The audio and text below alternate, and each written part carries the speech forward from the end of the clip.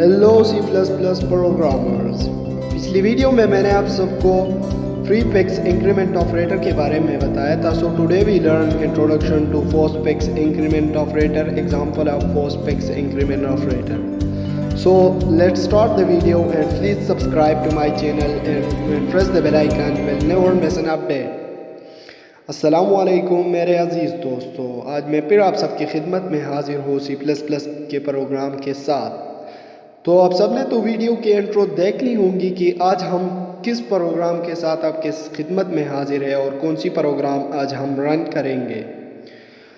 तो सबसे पहले आपको यह जानना पड़ेगा कि हमारे पास पोस्टफिक्स इंक्रीमेंट ऑपरेटर है क्या।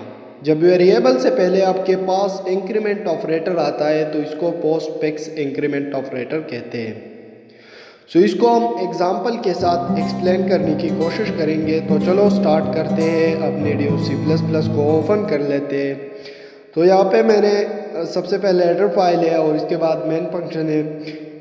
मैं यहाँ पे जो कि 4 वेरिएबल लेता हूँ, ठीक है, A, B, C और सम। इसके बाद मैं इसको वैल्यू से असाइन करूँगा, ठीक है। इसको मैं वैल्यू A को वैल्यू असाइन करता हूँ 2 और सेमी कॉलम देता हूँ। इसके बाद मैं B को वैल्यू असाइन कर देता हूँ 3 और सेमी कॉलम देता हूँ। इसको C को वैल्यू मैं असाइन करूँगा 4 और सेमी कॉलम दूंगा, ठीक है।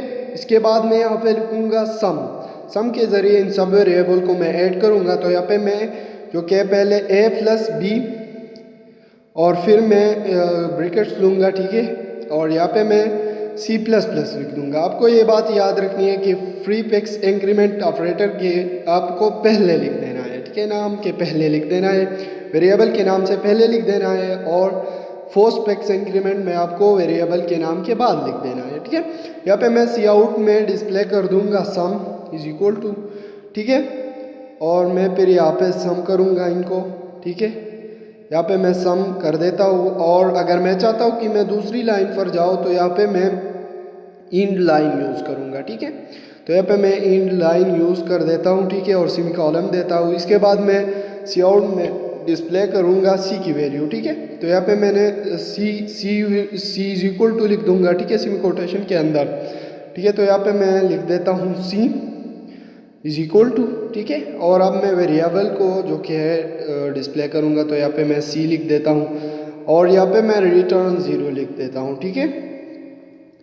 इसके बाद जो कि है मैं कंट्रोल S लूँगा, ठीक है, सेव करने के लिए। तो यहाँ पे मैं कंट्रोल S को प्रेस कर देता हूँ और इसको मैं यहाँ पे नेम देता हूँ 9, ठीक है, 9 प्रोग्राम के नेम से मैं इसे सेव कर देता हूँ। अब मैं इसको कंपाइल कर देता हूँ, ठीक है। तो यहाँ पे मैंने इसको कंपाइल कर दिया है और आप देख सकते हैं इसमें ना कोई एरर है और ना हमारे लिए कोई वार्निंग, यानी यार ये प्रोग्राम बिल्कुल ठीक ठाक है। तो इसको अब हम रन कर देते हैं, ठीक है। यहाँ पे मैं इसको रन कर देता हूँ।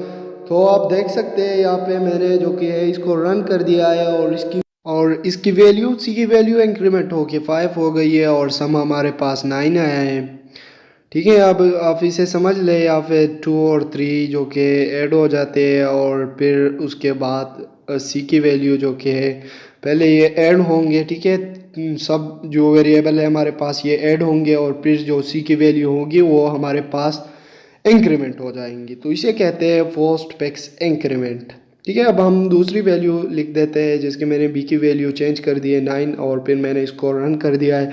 तो आप देख सकते हैं यहाँ पे सम इसका 15 आया है और C की वैल्यू फिर से इंक्रीमेंट होके 5 हो चुकी है। अगर ये वीडियो आप सबको पसंद आई है तो वीडियो को लाइक करें, शेयर करें, कमेंट्स करें और चैनल को सब्सक्राइब करें और बेल आइकन को दबाना ना भूलिए।